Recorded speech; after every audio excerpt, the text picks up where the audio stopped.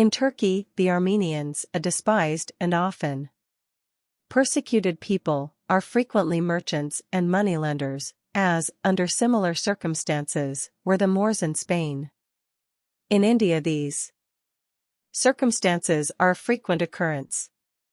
On the one hand, the socially oppressed and yet cautiously advancing Parsi are mostly money changers or bankers, while on the other hand in some parts of southern India, money business and wealth are in the hands of the Chetty, a mixed caste, who, because of imperfect caste purity, have very little prestige.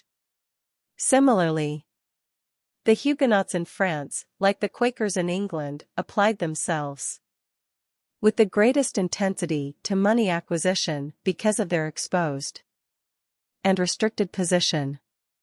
To exclude someone in principle from the acquisition of money is almost impossible because all possible paths constantly lead to it.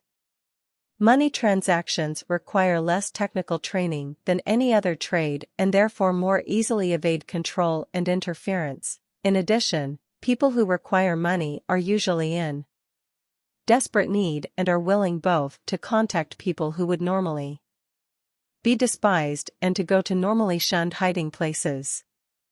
Because the outlawed cannot be kept away from the sphere of pure money interests, there develops an association between these two factors operating in different directions. On the one hand, the person dealing merely with money is threatened with becoming socially déclassé, which usually he can escape only through his power and indispensability, and on the other hand the vagabonds of the Middle Ages, who were in other respects legally discriminated against, were treated impartially before the law in money matters.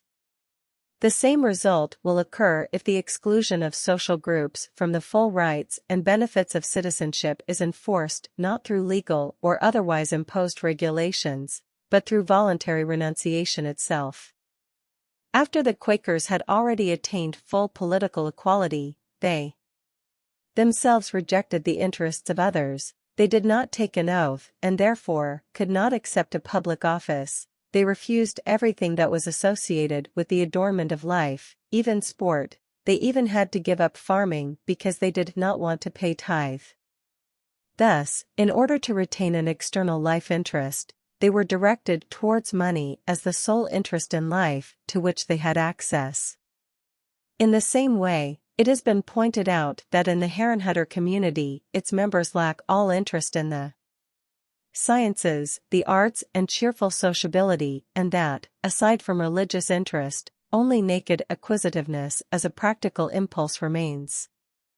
The industry and greed of many Herrenhutter and pietists was not, therefore, a symptom of hypocrisy but of a degenerate Christendom, decaying cultural interests and of a piety that does not tolerate the superior values of this world, but only those associated with the baseness of the world. Indeed, even at the opposite levels of the social scale, it is ominous that the interest in money remains the last, the most dogged and persistent interest after all others are gone. The French aristocracy of the Ancien Régime withdrew from its social obligations because of the growing centralization of the state which had taken over the administration of the rural areas. Since the state had taken away all tangible and valuable functions of domination from the aristocracy, land ownership lost all significance save as a basis for making money. This was the last remaining point of interest, and everything that formerly had been a living bond between aristocrat and peasant was now reduced to money interests. Whereas money transaction becomes the ultima ratio of the socially disadvantaged and suppressed elements, the power of money contributes positively to the attainment of positions, influence and enjoyments wherever people are excluded from achieving, by certain direct means, social rank and fulfillment as officials or in professions from which they are barred. Because money is indeed a mere means, though on an absolute scale, and since money lacks all particularity derived from whatever actual determinations, it is the unconditional terminus a quo to everything, as well as the unconditional terminus ad quem from everywhere. Therefore, equivalent circumstances emerge where sections of groups are not excluded from the sequence of purposes, and the identical teleological formation is valid for the whole group. The Spartans, to whom the pursuit of any economic interest was strictly forbidden, are reported to have been very greedy. It seems that the passion for possessions, whose distribution had been impractically systematized by the Lycian constitution, burst out precisely where ownership possessed the least specific character and where restrictions were least able to be imposed. It has also been mentioned that over a long period in Sparta there was no difference between the poor and the wealthy with regard to the practical enjoyment of possessions, and that the wealthy did not live any better than did the poor. Thus, acquisitiveness had to focus all the more on the possession of money.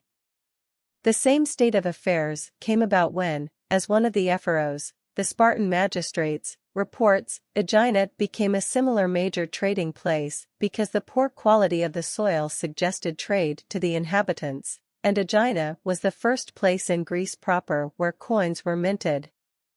Because money is the common point of intersection of the sequence of purposes that stretches from every point of the economic world to every other, it is accepted by everyone from everyone. At the time when the curse of dishonesty weighed most heavily on certain occupations, people still accepted money from the hangman even though they were looking for an honest person to handle it first. Aware of this overriding power of money, Macaulay defended the emancipation of the Jews on the grounds that it would be nonsense to withhold political rights from them, because money already gave them the substance of power. They could buy voters or control kings. As creditors they could dominate their debtors, so that political rights would be nothing but the formal acknowledgement of what they already possessed.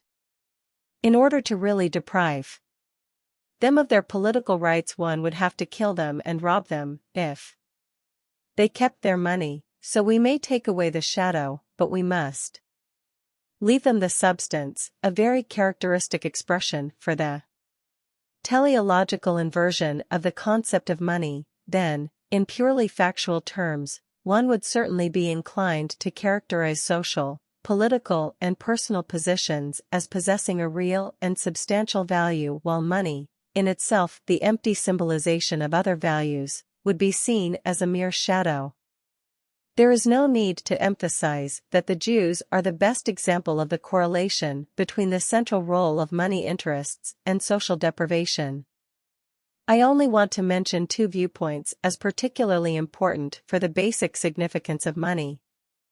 Because the wealth of the Jews consisted of money, they became a particularly sought-after and profitable object of exploitation, for no other possessions can be expropriated as easily, simply, and without loss. Just as one can rank economic goods in the light of their acquisition through labor on a scale of greater or less utility, so one can do the same for their acquisition by robbery. If one deprives somebody of his land, it is impossible, except by turning it into cash, to realize the benefit right away, since time, effort and expenses are required. Personal effects are naturally more practical to cope with, although here two differences exist. In medieval England, for instance, wool was most useful in this respect, since it was a sort of circulating medium used by Parliament to grant taxes to the king and used by the king to squeeze money from the merchants. Money is the extreme point of this scale. The same specific character of money as lacking in any specific determinacy which made it the most suitable and the least refusable source of income for the Jews in their position as pariahs, also made it the most convenient and direct incentive for exploiting them. If, with regard to the medieval pogroms, we are informed that in some cities the persecution was directed against the wealthy while in others against the poor Jews, then this is surely no counter-evidence, but is rather the other side to the growing power of money.